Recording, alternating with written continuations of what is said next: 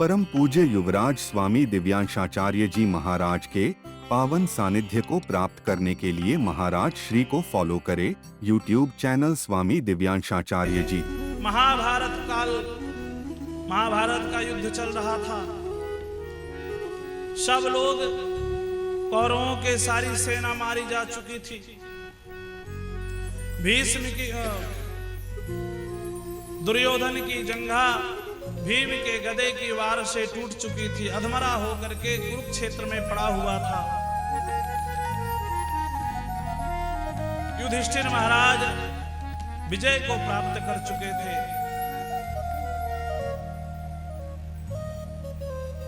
दुर्योधन का मित्र अश्वत्थामा द्रोणाचार्य का पुत्र कुरुक्षेत्र में आया और दुर्योधन से कहने लगा, अरे मित्र, तुमने हमारी बात नहीं मानी। तुमने उसी को अपना सेनापति बनाया जो शरीर से तो तुम्हारी तरफ से लड़ रहे थे और मन से पांडवों की तरफ थे। तुम एक बार अगर हमको अपना मित्र बनाते तो हम तुम्हें जो है विजय प्राप्त करवा देते। तो दुर्योधन ने कहा, अभी क्या देरी है, मैं अभी राजा हूं, जीवित हूं, जाओ तुम्हें अपना सेनापति नियुक्त करता हूं। उसने अपने रक्त से अश्वत्थामा के चंदन कर दिया, सेनापति बना दिया। देखो, ब्राह्मण के तिलक करना अच्छी बात है। तिलक कैसे करना चाहिए? कभी रक्त नहीं लगाना चाहिए। रक्त लगते ही अश्वत्थामा की बुद्धि भ्रष्ट हो गई। अश्वत्थामा ने सोचा, ऐसे तो हम मार नहीं सकते, फिर क्या करें? बोले कि छुप करके मारेंगे।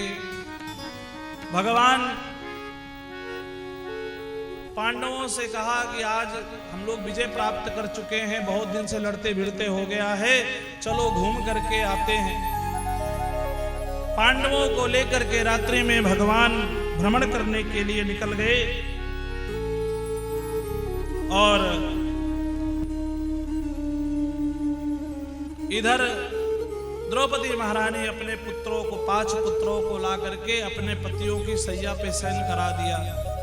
अश्वत्थामा बिना देखे हुए गया कक्ष में। उसने द्रौपदी के 5 पुत्रों को समझा कि 5 पांडव हैं और उसने क्या किया, उनके 5 गर्दन काट करके सर लेकर के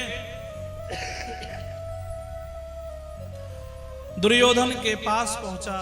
अरे मित्र, जो तुम्हारे बड़े बड़े रथियों ने नहीं कर पाया, देखो मैं कर दिया। मैं 5 पुत्रों को मार करके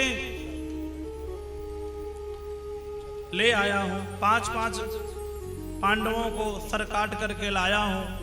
तो दुर्योधन ने कहा, हमारी जंघा को तोड़ने वाला भीम है, तो भीम की गर्दन जो सर है वो हमको दे दो, एक बार मैं उसको देखना चाहता हूं। अंधेरी रात्रि की बात थी। अंधकार में उस अश्वत्थामा ने सर को निकाला भीम के पुत्र का, और जैसे ही दुर्योधन को दिया, दुर्योधन के हाथ में सर जब आया, वो समझ गया, अरे मूर्ख, ये पांडव नहीं है, ये तो पांडवों द्रौपदी महारानी के 5 पुत्र हैं। तुमने घोर अनर्थ कर दिया। अब तो हमारे वंश में कोई पानी देने वाला भी नहीं बचा। अभिमन्यु तो पहले मारा गया है और तुमने ये 5 जो बचे हुए थे उनको भी मार दिया। अब हमें कौन जल देगा, कौन तर्पण करेगा, कौन पिंडदान करेगा? अब हमारी तो अधोगति हो जाएगी। इतनी पीड़ा हुई कि दुर्योधन का राम नाम सत्य हो गया, परम पद को प्राप्त कर गया। अश्वत्थामा घबरा गया, अब हमारा खैर नहीं, अब हम बचना मुश्किल है। इधर द्रौपदी महारानी जब आकर के देखा कि 5 पुत्रों का सर कट गया है, धड़ से अलग है, धड़ पड़ी है, सर नहीं है।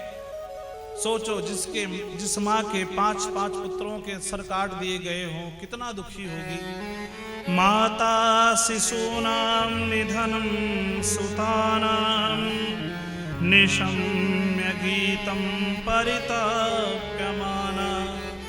अपने पुत्रों का निधन देख करके द्रौपदी महारानी गौ की तरह चित्कार मार मार के रोने लग गई।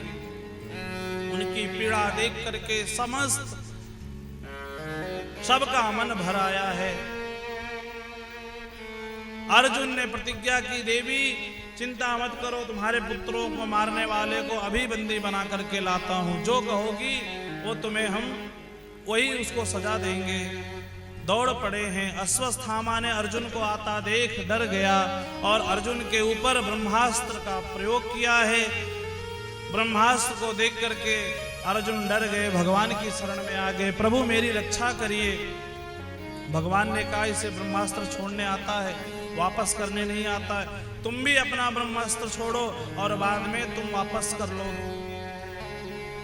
अर्जुन ने भगवान की बताई हुई बात को माना, ब्रह्मास्त्र छोड़ा है। दोनों ब्रह्मास्त्र टकराए हैं और पुनः उनको शांत करके वापस अपनी तरकस में रखा है।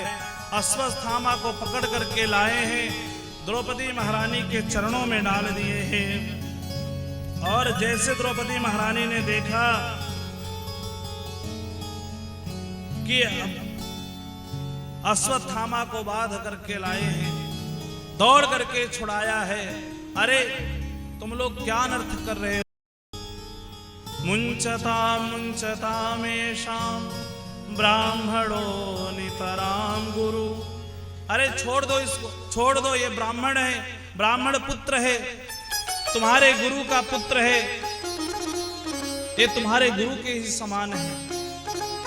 धन्य है द्रौपदी महारानी जिसके 5-5 पुत्रों का कातिल सामने है, लेकिन उसे बधा हुआ नहीं देख पाई। इसलिए ही हमारे यहाँ की भारतवर्ष की स्त्रियों को देवी कहा जाता है।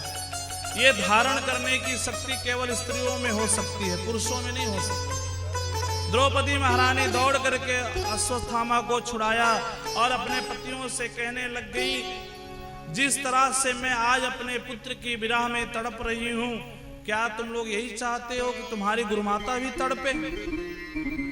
गौतमी भी अपने पुत्र के वियोग में रोए। जिन गुरु ने अपना रहस्य सारे शस्त्र तुमको सिखाया, जिनके कारण तुम विजय को प्राप्त किए, जो इन धनुर्विद्या को उन्होंने अपने पुत्र को भी नहीं दिया, वो विद्या तुमको दी, आज तुम उसके बल पे उनके पुत्र को मार रहे हो। अरे हमें तो आज हमारा पुत्र मर गया, हमें ढाढ़स बंधाने के लिए, शांत करने के लिए हमारे 5-5 पति हैं, लेकिन तुम्हारी गुरुमाता के तो पति पहले ही जा चुके हैं। आज बेटा भी मर जाएगा तो उनकी रक्षा कौन करेगा, उनकी देखभाल कौन करेगा? इसे छोड़ दो, अभी छोड़ दो। युधिष्ठिर महाराज भी बोले छोड़ दो। भीम ने कहा यदि तुम लोग छोड़ दोगे तो मैं मार दूंगा। अर्जुन ने कहा प्रभु हम क्या करें, इन्हें मारें या छोड़ दे? भगवान ने 2 बात कही, ब्रह्म बंधोर्न हंतव्यम आताताएव धारणवम्। ब्राह्मण कभी वध योग्य नहीं है, शरीर से उसे नहीं मारना चाहिए, लेकिन आताताई हो। आताताई का मतलब बोले जो नवजात शिशुओं का वध करे, अबला स्त्रियों पर अत्याचार करे, सोए हुए को मारे, उसे आताताई बोलते हैं। तो उसको मारने से कोई दोष नहीं लगता है। अब क्या करें प्रभु? एक तरफ तो आप कहते हैं ब्राह्मणों को नहीं मारना चाहिए, दूसरी तरफ कह रहे हैं कि आताताई को मार देना चाहिए, फिर क्या करें? अर्जुन समझ गए। उन्होंने तुरंत जो जन्मजात मणि थी अश्वत्थामा के मस्तक पर, उस मणि को निकाल लिया है और दरबार से धक्के मार करके बाहर निकाल दिया है। ब्राह्मण का यही अगर अपमान कर दिया जाए तो उसे मृत्यु के समान माना जाता है।